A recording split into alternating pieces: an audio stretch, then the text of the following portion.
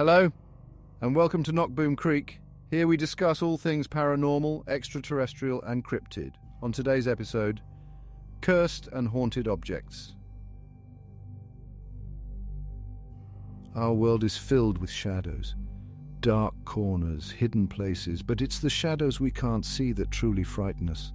Objects that have witnessed the darkest parts of humanity. These cursed objects whisper to us from the past. They tell tales of tragedy, of anger, of evil. Some people laugh at these stories. They say it's all nonsense, but I've seen too much. These objects are dangerous. Throughout history, there have been objects that defy explanation, objects that seem to possess a life of their own. These objects have power. They have the power to frighten us, to fascinate us, and to make us question the very nature of reality. Join me now as we journey into the dark heart of the unknown. We will explore the stories behind some of the most haunted objects in the world. Prepare yourself for a journey into the shadows. Once you step into this world, you may never look at the shadows the same way again.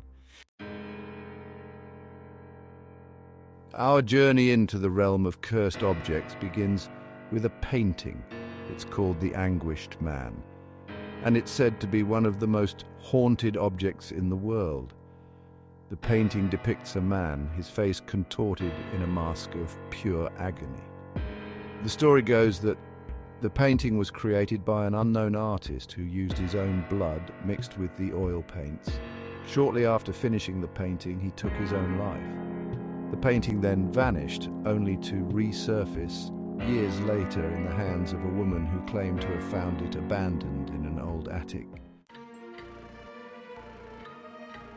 The woman tried to destroy the painting. She tried to burn it, but the flames seemed to shy away from the canvas. Desperate, she locked the painting away in the attic, hoping to contain the evil she believed was trapped within it. But the nightmares continued. Almost immediately, Sean and his family began to experience strange and unsettling phenomena. Doors would slam shut on their own. Objects would move inexplicably. They heard footsteps echoing through the house when no one else was home. And then the nightmares started. Sean set up cameras in an attempt to capture evidence of the paranormal activity. From the tormented canvas of The Anguished Man, we turn our attention to an object that embodies a different kind of haunting. This is the story of Annabelle the doll. Our story takes us back to 1970 when a young nursing student named Donna received a seemingly harmless gift, a vintage Raggedy Ann doll. Donna, delighted with the unique present, placed the doll on her bed. Little did she know that this seemingly innocuous act would invite a sinister presence into her life. It wasn't long before the doll's true nature began to reveal itself.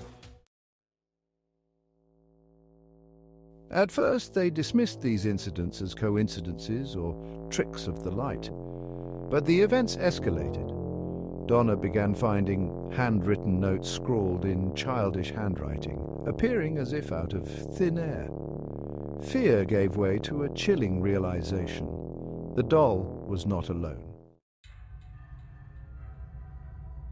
The Warrens, devout Catholics, believed that Annabelle was not possessed by the spirit of a child, but by a demonic entity. The entity, they believed, craved more than just attachment. It sought to possess a human host, and Donna was its primary target. The Warrens took possession of the doll, removing it from the apartment. Upon arriving home, the Warrens placed Annabelle in a glass display case, blessed by a priest. Our exploration of cursed objects leads us now to a seemingly ordinary piece of furniture, a chair that holds a dark and sinister history. This is Busby's stoop chair, an object steeped in legend and feared for the deadly curse it carries. The story takes us back to 18th century England, to the town of Thirsk, North Yorkshire. It is here we meet Thomas Busby, a man known for his violent temper and a thirst for alcohol. Fueled by alcohol and fury, Busby attacked Aughty, brutally murdering him and leaving his lifeless body slumped in the chair. Busby was arrested and sentenced to death by hanging for his heinous crime. As he awaited his execution, he made a chilling request to have one last drink at his favourite pub, the Busby Stoop Inn, and to sit in his chair one last time. True to his word, a string of tragic deaths began to plague those who dared to tempt fate and sit in the cursed chair. The stories of these tragedies spread like wildfire, and the chair gained a sinister reputation. People began to avoid the Busby Stoop Inn altogether, fearing the curse that lingered within its walls.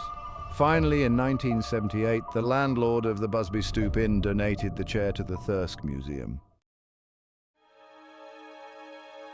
From the cursed chair of a vengeful spirit, our journey through the world's most haunted objects takes us now to an object of immense beauty and historical significance. This is the Black Prince's ruby, a gem shrouded in mystery and whispered to carry a curse as ancient as the stone itself. The Black Prince's ruby, despite its name, is not a ruby at all, but a large, uncut red spinel.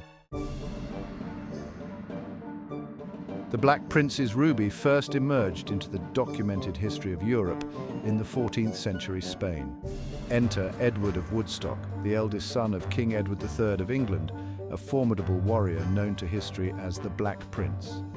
In 1366, Pedro the Cruel, the deposed King of Castile, sought the Black Prince's aid in reclaiming his throne.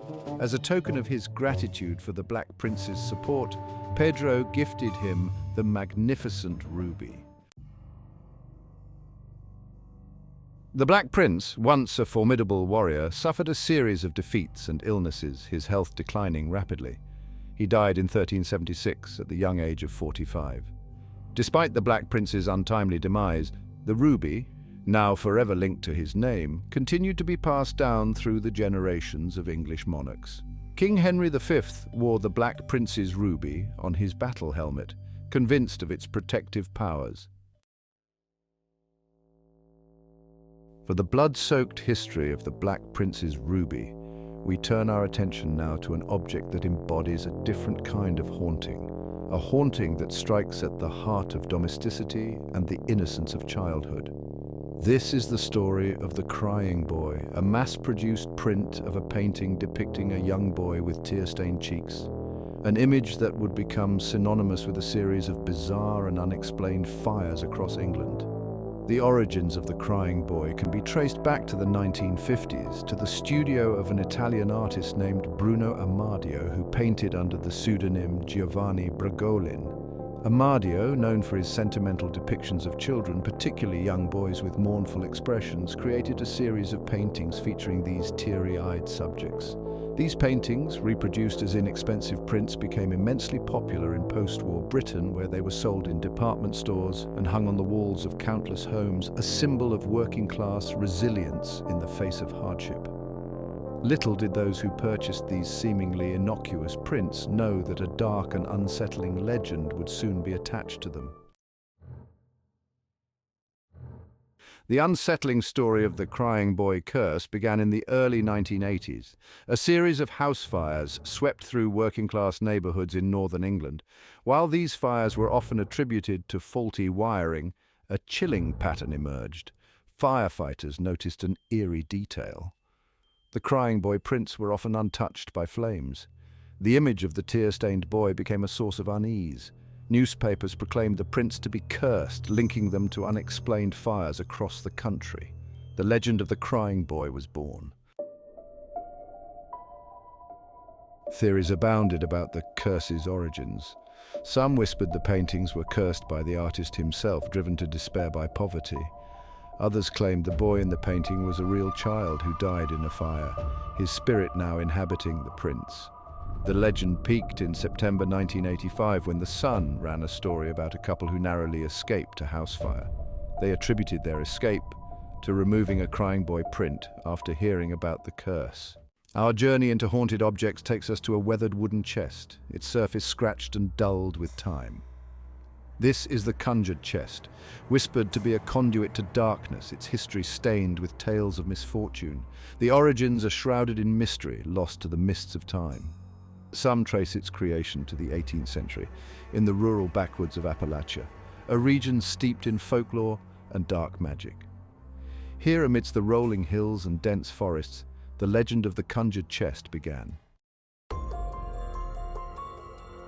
The chest, according to local lore, was used by the witch to store the ingredients for her dark rituals and to trap the souls of those who had crossed her. It is said that the witch would perform her rituals under the cover of darkness, using the chest as a focal point for her spells, drawing upon the negative energy she had imbued it with. Over time, the chest passed from owner to owner, each possession marked by a series of unexplained misfortunes, illnesses, and even deaths. Some whisper that the chest carried a curse that targeted not only its owner but also their loved ones, spreading its malevolent influence like a dark cloud. One chilling tale tells of a young couple who acquired the chest at an antique auction, unaware of its sinister history. They placed the chest in their home, admiring its craftsmanship and antique charm. However, their delight soon turned to terror as they began to experience a series of disturbing events. The couple reported hearing strange noises emanating from the chest at night, scratching sounds and muffled whispers that seemed to taunt them from the darkness. Objects in their home began to move inexplicably as if manipulated by unseen hands. Their sleep was plagued by nightmares, vivid and disturbing dreams in which they were tormented by shadowy figures. Driven to the brink of madness by these events, the couple sought the help of a local historian, hoping to uncover the truth behind the chest's origins. The historian, well versed in local folklore and the history of witchcraft in the region, recognized the chest from old tales, warning the couple that they had brought a source of great evil into their home. The couple, horrified by what they had learned, attempted to dispose of the chest, but to no avail. They tried to burn it, but the flames seemed to shy away from its surface. They tried to bury it, but the chest inexplicably reappeared in their home as if bound to them by an unseen force. Our journey into the realm of the cursed now leads us to an object that has captivated the public's imagination. It's a simple wooden cabinet, unassuming in appearance, yet rumored to contain a terrifying force. This is the story of the Dybbuk box, an object that has inspired countless nightmares. The Dybbuk box's origins trace back to the early 20th century, to the Jewish ghettos of pre-war Poland. According to Jewish folklore, a Dybbuk is a restless, malevolent spirit. During the séance, something went terribly wrong. A malevolent entity crossed over, attaching itself to Havilah and tormenting her with nightmares. Desperate, Havilah sought a rabbi who trapped the Dybbuk in a wooden cabinet using ancient rituals. Havilah kept the Dybbuk box hidden, hoping to contain the evil. After her death, the box ended up with her granddaughter, who sold it to an antique shop owner. Kevin Manis, the shop owner, sensed something amiss and experienced unsettling events. Intrigued, Manis researched the box's history and uncovered Havilah's story. As we've journeyed through the chilling tales of these haunted objects, from the tormented visage of the anguished man to the malevolent presence lurking within the Dybbuk box, one can't help but feel a sense of unease. Each object, whether a child's doll, a simple wooden chair, or a sparkling gemstone, carries a legacy of human experience. The anguished man, with its haunting gaze and blood-soaked canvas, reflects human despair, while Annabelle, the doll, taps into our primal fear of the unknown. Busby's stoop chair warns against unchecked rage and the lasting consequences of our actions. The Black Prince's ruby underscores the allure and danger of power, the seductive yet often destructive nature of ambition. The Crying Boy speaks to the power of suggestion, turning a simple image into a harbinger of doom. The conjured chest, with its whispers of dark rituals and trapped souls, transports us to a realm where folklore and reality blur, a realm where the power of belief can manifest itself in tangible and often terrifying ways. And the Dybbuk box, a vessel of concentrated malevolence, reminds us that there are forces beyond our understanding, forces that can be contained but never truly controlled. But why are we so drawn to these tales of the cursed and the haunted? Why do we seek out the shadows, delve into the darkest corners of human experience, and embrace the fear that these objects evoke? Perhaps it's because they offer a glimpse into the unknown, a world beyond the mundane and the predictable. In a world increasingly dominated by science and reason, where the boundaries of the unknown are constantly shrinking, these stories remind us that there are still mysteries to be explored, forces beyond our comprehension that challenge our understanding of the natural world. These haunted objects, whether we believe in their supernatural powers or not, serve as potent reminders of the enduring power of storytelling.